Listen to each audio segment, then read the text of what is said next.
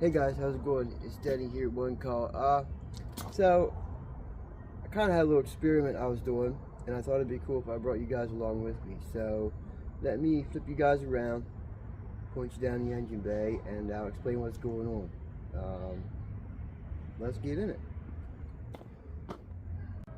Alright, we're down in here. Just so everybody knows, this is a Saturn Outlook.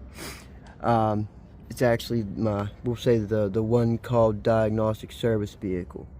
So what I wanted to do here is I'm fairly certain that this vehicle has timing codes in it.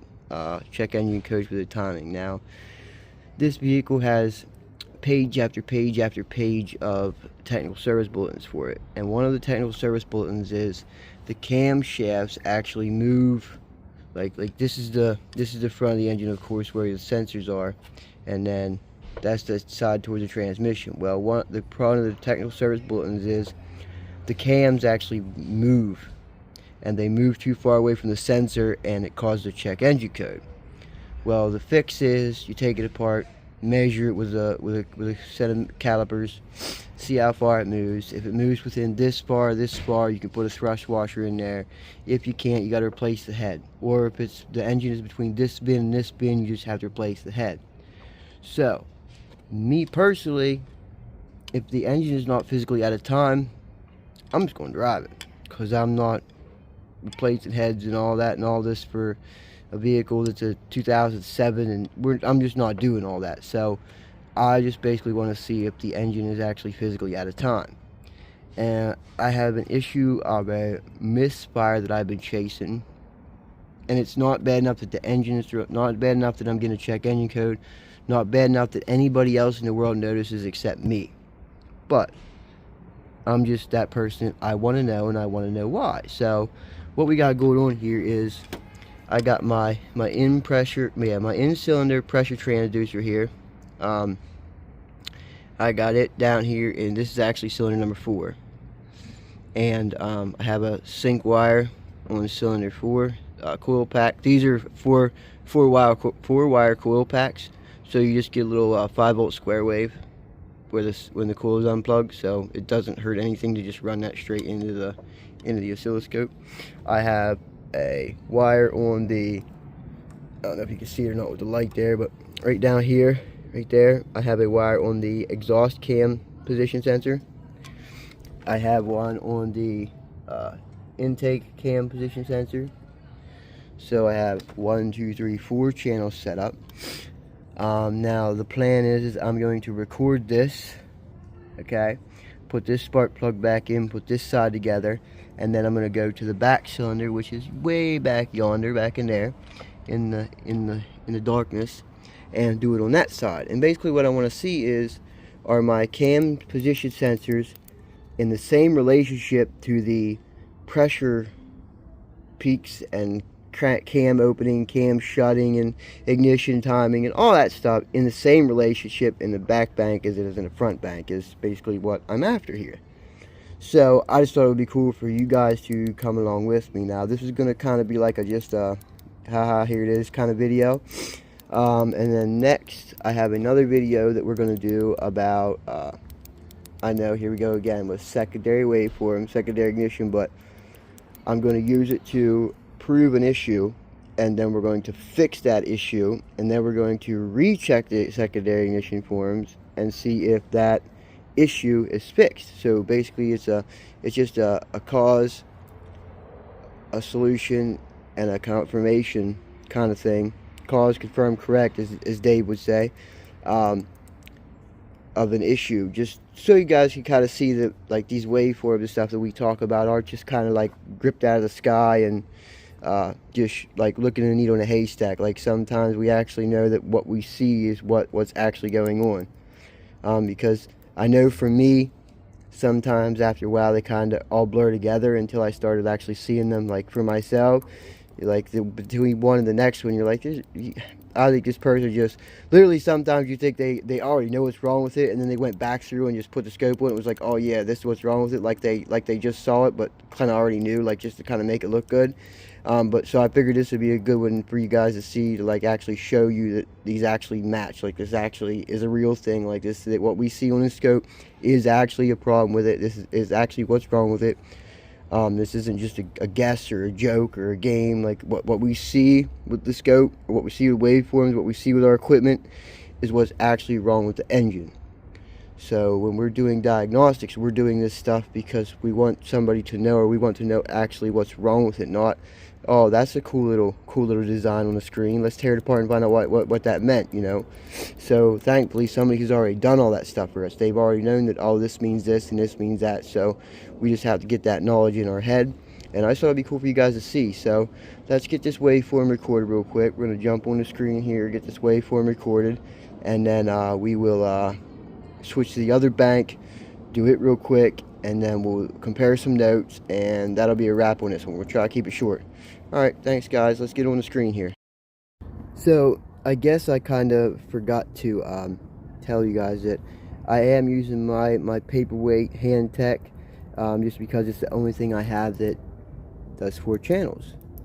So we're using it to record this at a whole whopping I think it's like, yeah, no, I think it's 0.9, yeah, 0.9 kilosamples a second here, which is like, whew, lightning fast. You could almost scope a snail crossing the road. So anyway, it works okay for this. I mean, we're not going to get building no rocket ship with NASA with it or nothing like that, but it works. So as you guys see, we got our setup there in the engine bay. We gotta turn this on. So I guess what I also do is I'm also gonna flash back here after we're done, and when I show you guys the next bank setup there real quick, I guess I'm going to show you guys my power box setup, which is pretty cool. But anyway, so we're gonna set this up. We're gonna go channel 1 is good, channel 2 is good, channel 3 is good. This hand tech only has 2 voltage options, so you don't get much pick, so you kind of just turn it up and let it go. You just wind it up and let it go. So what we will do though is we're going to hit record. Go ahead and hit record, and up here channel 1, that is our pressure transducers. So we're going to tap that, and that zeroes that for us before we even hit start. We can actually do that with all of them. We'll actually zero them all. So now they're all zeroed. Now they're zeroed. So now what we're going to do is we're going to hit start. We'll go around, start the car.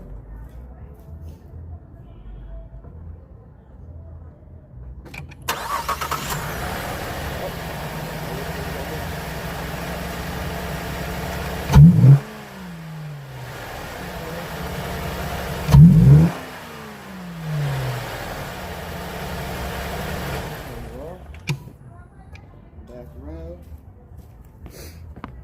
Stop our recording, and then if everything went according to plan here, be able to zoom into this stuff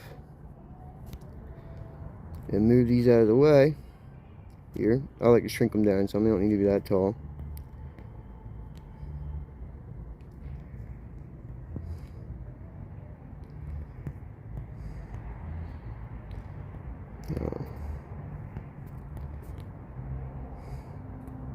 And I'll do that, and then move it up here, move 3 up here, shrink it down some, okay, number 4 up here, shrink it down some, okay, and then that way we zoom in, we can see the whole shooting match here. Look at the quality of that recording, man, I'll tell you. So now let's see if I can open this back up. Okay, now, alright guys, we're all hooked up on bank 2. It's getting real dark, so I just want to get you guys a shot of this real quick so we can get the rest of this recorded and be out of here. So, oh, before I forget, my pressure transducer is 5 volts, and my map sensor that I use for intake pulses is 5 volts.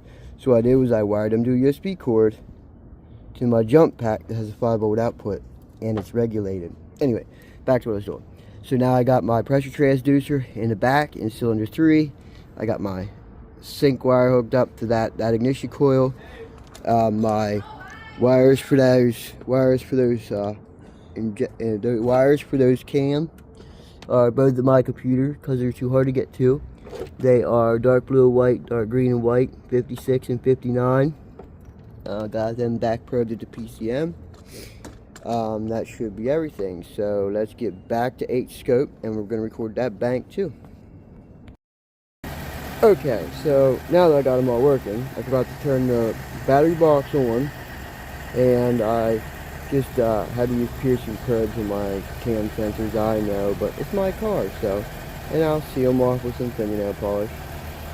So got this going here again. Got it recording now. So I'm gonna go ahead and close that. We're gonna switch back to our automotive module. We're gonna hit record. I'm gonna go ahead and turn this down to, let's go 20, let's go 30 milliseconds for the vision. I'm gonna go ahead and hit start.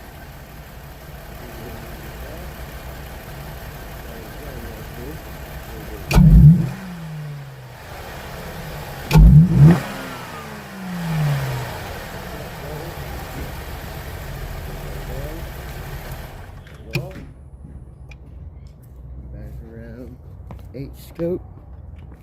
Stop. Now, if I didn't say it on the first waveform, let me say it on this one. Always, always, always save your data right away.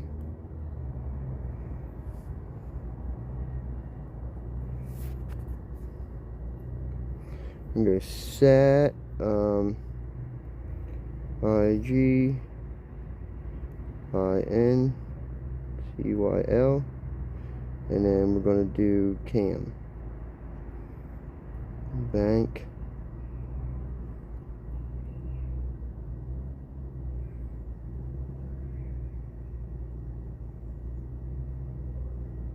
Two. Oh, I'm sorry, I lied, guys. Sorry. Bank 1. Save. Okay, now that'll let us compare bank to bank. And then recording this, because now we have both of them. So I can already definitely tell that we have a difference of opinion bank to bank, and that's with more than just timing, but we will get into that. So let me stop here for now. Like I said, it's dark out, so let me clean all this stuff up. We'll go inside, and then we'll do a little more comparison where we have time to, and I have time to sit down and talk about it. So 1 second, I'll be right back with you guys. How's it going? So I think I ought to touch base on this because I keep redoing this video because I forget like the point of it. So we're not going to go through the whole timing marks and the overlay and the 10 degrees unified. We're not going to do all that. This is just basically just to see if one cylinder or one bank matches the other bank, because I have an issue with timing codes and like a slight misfire, of course, like we covered earlier. But there's recalls on this engine for timing problems that are actually unrelated to the actual timing. So basically I want to confirm whether I have a timing issue or something else as to what my next solution to my problem is going to be. So we're going to start by opening one of the, I'm sorry about that, guys. I gotta go to the automotive module. We're going to start by opening this one right here. Saturn, ignition, in cylinder, cam, bank 1. This is bank 2. We're going to go with bank 2 first. Okay. So we're going to go ahead and open this up. Okay. Now, this is basically what we're going to do. This is going to be the easiest way to do this. We get the timing marks out. Put them in the center of our tower. Center of the tower. Okay. And we're going to go with, this one is that top dead center line is right as that valve opens. We can see here that our intake valve is closed a little bit before 60 degrees after bottom dead center, which is pretty decent. This line right here is a little bit over halfway up the ramp on the exhaust side. So as far as I'm concerned, this side, bank 2, is in time. So that means our ignition is firing, what, 40 degrees before, no, I'm sorry, I lied. Let me get this a little better. Like 30 degrees before top dead center, okay? And then we're going to try to measure off both of these. So we're going to try to measure both of these marks in the timing marks here because they are both the same and they're the closest to the top dead center mark there. So we're going to say that one right there is like 5 degrees before top dead center, 2 to 5, or somewhere. We'll say that's about dead on. So it's anywhere between 2 to 5 degrees before top dead center. And then this one right here is going to be, we're going to say,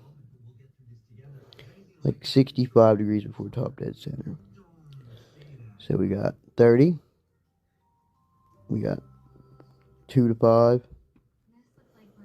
We got, we'll say 60. So usually what I do is grab a notepad here on my Samsung. Pull this over here to the side. And I write IG. And we'll say is, we'll say 30 degrees. Right? Yep. 30 degrees there on that. This right here we're gonna say that's about, we're gonna say 5 to 0. 5 to 0 degrees. Okay. And then do it every time. And we're gonna say the next one is, we'll say 60 degrees. Now as far as which signal is which, or which cam is which, it doesn't matter. I don't care. All I want to know is what this bank looks like compared to the other side. That's all I want to know. I don't really care which one's which, because if it's off, it's off, and that's my issue. Ain't like I can fix one cam. I gotta take the whole thing apart anyway. So now we're gonna go to bank 1 here. Center ignition bank 1. We'll open it up. I'm gonna zoom this one out. Pull this up some. Okay. And then we're going to, let's pull signal 4 up here. Shrink it down some. Okay. Signal 3, shrink it down some. Let's bring it up. Okay. Signal 2, shrink it down. Let's bring it up. Okay. So we're going to make this bigger. Zoom this out. Zoom this out. Stop. Get a 720 degree overlay here. Bring that into the center of our tower. This. Scroll through. Bring this into the center of our tower. Okay, so we're center to center there. So we'll bring this over. So if that's 0, we're going to say our ignition is firing, like, we'll say 10 degrees before top dead center. I'm going to say this is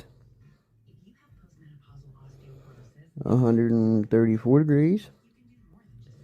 And this one is 235 degrees. So as we can see, this bank is out of time. Period. It's out of time. Doesn't really matter necessarily by how much, but it's at a time. We can also tell by these down here if we really want to get into that. This is at the peak, and it's, I mean, that's okay. It seems a little late to me, but it's okay. This one right here is definitely retarded. This intake cam is definitely retarded. By at least a good, I don't know, probably 15 or so degrees, at least 15 or so degrees. And then you can see here, this isn't shutting until after the 60. So this whole intake cam is retarded. Okay. So that's all that really matters to me, is this bank is retarded. That's all that matters. I don't really care by how far. It doesn't matter which one. All that matters to me is it's out of time. Because like I said, I can't take it apart and adjust one cam. I can't. It has an issue on this bank. That's it. That's all that matters. It needs a timing fix. It is not the. If it was something to do that I could change with the technical service bulletin versus one cam, I mean, that would be a different story. But literally, the engine problem is the recall is the cam literally moves too far away from the sensor and messes up the signal. and as I can see here by the intake pulses and the in-cylinder pressure wave and the signals here, I'm getting a signal, so the signal ain't dropping out, so that's one strike for our sensor.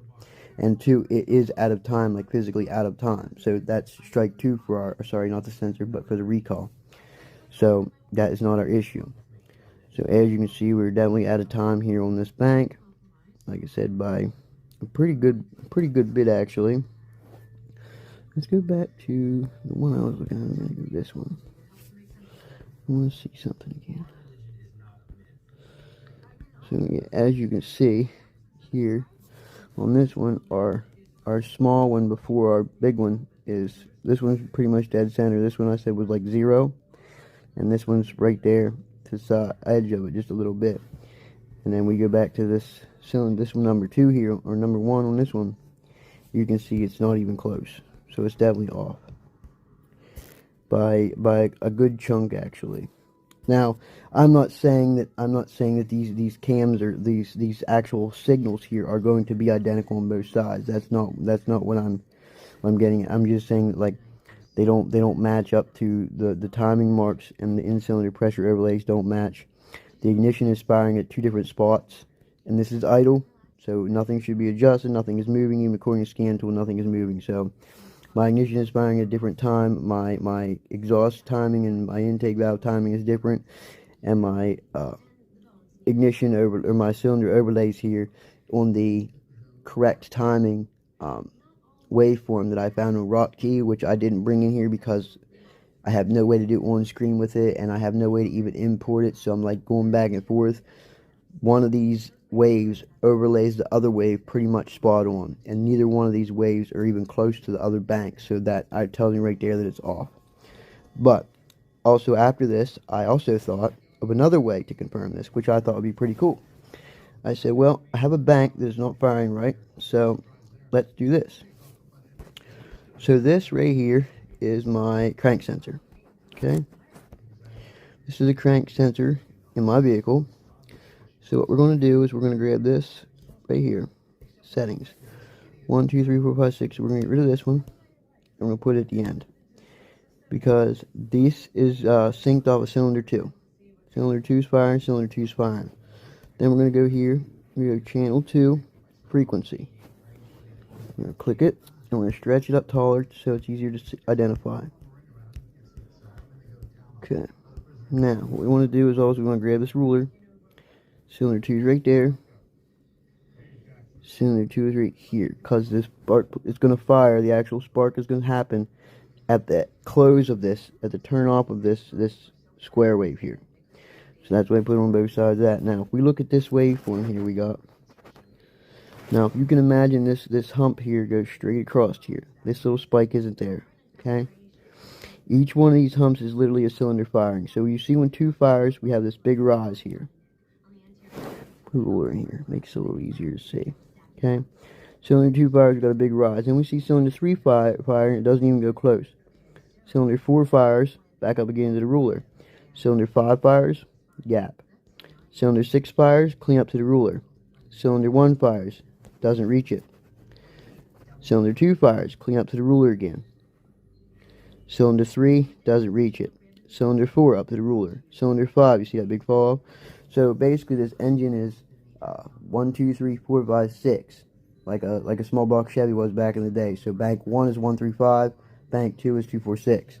So as you can see, every time a cylinder fires on bank 1, 1, 3, 5, our crank sensor or our crank speed is not accelerating like it is on the bank 2, which also confirms and goes along with our cam timing and cylinder pressure waveform that we got. So this is always cause and confirm and correction. So you always want to make sure that before you make a call on something, you always want to make sure that you're getting more than one reason to justify making a call on that.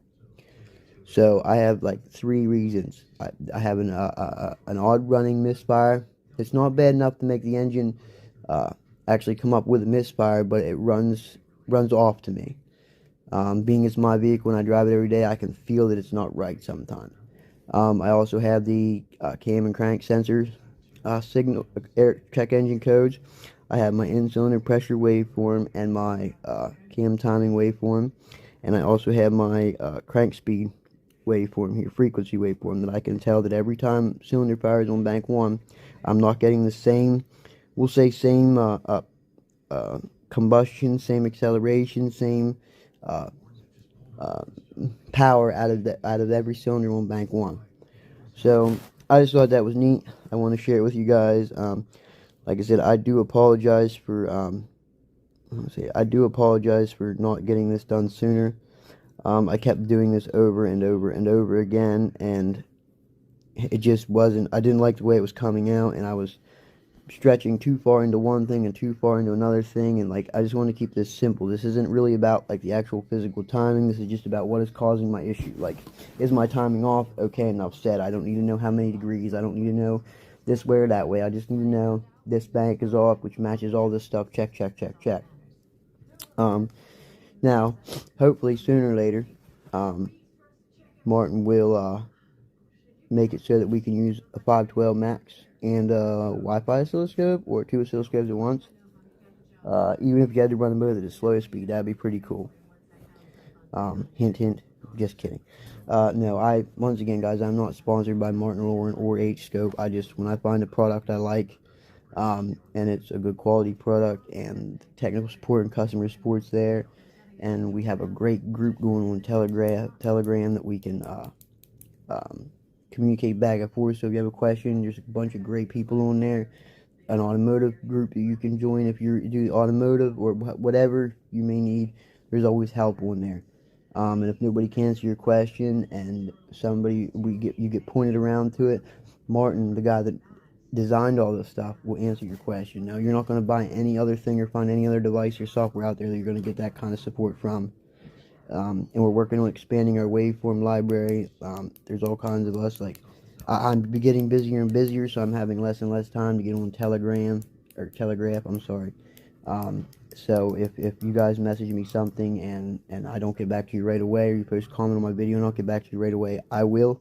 It might just not happen that night or that day. I'm sorry, but it's a good thing I'm getting busy, but I do enjoy doing this. But I'm trying to record stuff ahead of time now so that I can get more videos produced, so I can be producing a video while I'm already making another one. That way I don't get caught behind again like I did the last couple times. So once again, thank you guys for watching. Please like, share, subscribe, comment, follow us for some more, follow everybody. Go on here, look for the gadget playlist from Dennis, and Back Alley Diagnostics, and Bernie Thompson, and get into this stuff, guys. It's really cool. It's neat to figure out. And like I said, if I'm doing anything wrong, or you guys like seeing anything else, please feel free to comment in the comments. But once again, thank you guys for watching. Hope you enjoy this, and I have another one coming shortly, because like I said, I'm recording ahead now, so I'll have another one out soon. So keep checking back. Thanks, guys.